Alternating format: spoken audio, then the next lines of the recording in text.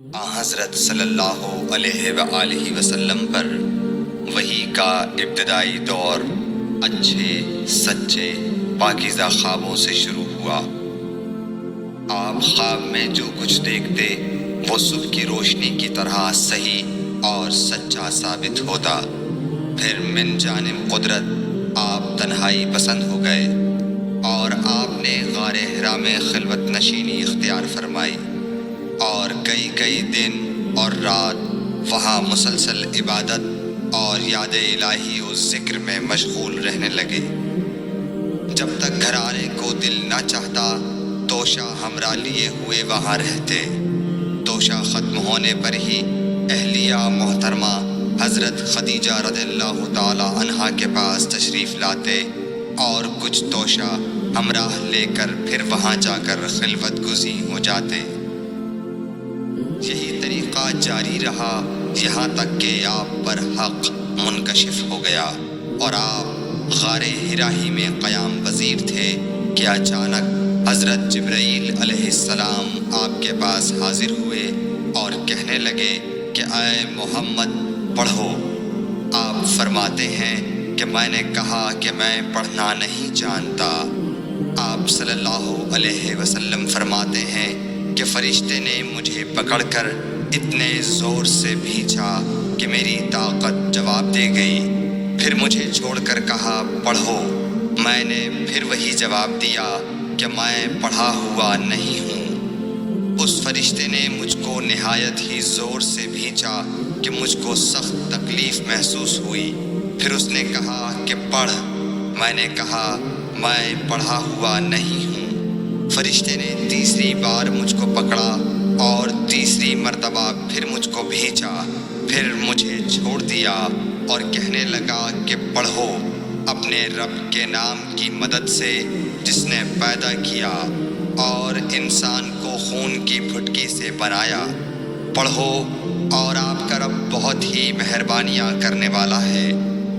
بس یہی آیتیں آپ حضرت جبرائیل علیہ السلام سے سن کر اس حال میں غار حرا سے واپس ہوئے کہ آپ کا دل اس انوکھے واقعے سے کانپ رہا تھا۔ آپ حضرت خدیجہ کے ہاں تشریف لائے اور فرمایا کہ مجھے کمبل اوڑھا دو، مجھے کمبل اوڑھا دو۔ لوگوں نے آپ کو کمبل اوڑھا دیا۔ جب آپ کا ڈر جاتا رہا تو آپ نے اپنی زوجہ محترمہ حضرت خدیجہ رضی اللہ تعالی عنہا کو تفصیل کے ساتھ یہ واقعہ سنایا اور فرمانے لگے کہ مجھ کو اب اپنی جان کا خوف ہو گیا ہے۔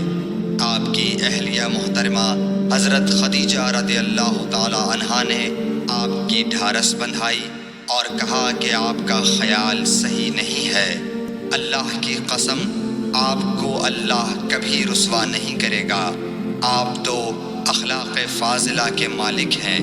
آپ تو کنبہ پرور ہیں، بے کسوں کا بوجھ اپنے سر پر رکھتے ہیں، مفلسوں کے لیے آپ کماتے ہیں، مہمان نوازی میں آپ بے مثال ہیں اور مشکل وقت میں آپ امر حق کا ساتھ دیتے ہیں۔ ایسے اوصاف حسنہ والا انسان یوں بے وقت ذلت و خواری کی موت نہیں پا سکتا۔ پھر مزید تسلی کے لیے حضرت خدیجہ رضی اللہ تعالی عنہا آپ کو ورقہ بن نوفل کے پاس لے گئیں جو ان کے چچا زاد بھائی تھے اور زمانہ جاہلیت میں نصرانی مذہب اختیار کر چکے تھے اور عبرانی زبان کے کاتب تھے۔ چنانچہ انجیل کو بھی حسب منشائے خداوندی عبرانی زبان میں لکھا کرتے تھے۔ انجیل سریانی زبان میں نازل ہوئی تھی، پھر اس کا ترجمہ عبرانی زبان میں ہوا۔ ورقہ اسی کو لکھتے تھے۔ وہ بہت بوڑھے ہو گئے تھے، یہاں تک کہ ان کی بینائی بھی رخصت ہو چکی تھی۔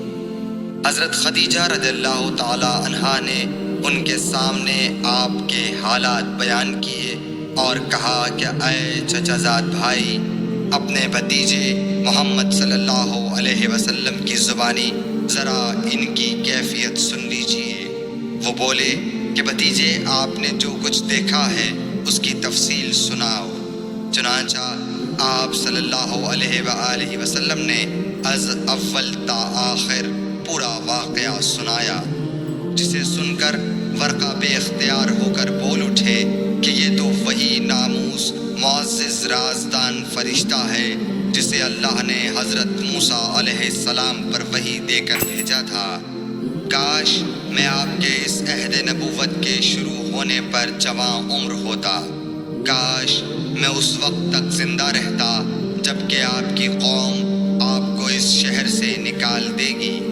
رسول کریم صلی اللہ علیہ وآلہ وسلم نے یہ سن کر تعجب سے پوچھا کہ کیا وہ لوگ مجھ کو نکال دیں گے، حالانکہ میں تو ان میں صادق و امین و مقبول ہوں؟ ورقہ بولا، ہاں یہ سب کچھ سچ ہے، مگر جو شخص بھی آپ کی طرح امر حق لے کر آیا لوگ اس کے دشمن ہی ہو گئے ہیں۔ اگر مجھے آپ کی نبوت کا وہ زمانہ مل جائے تو میں آپ کی پوری مدد کروں گا، مگر ورقہ کچھ دنوں کے بعد انتقال کر گئے، پھر کچھ عرصے تک وحی کی آمد موقوف رہی۔ صحیح بخاری حدیث نمبر 3۔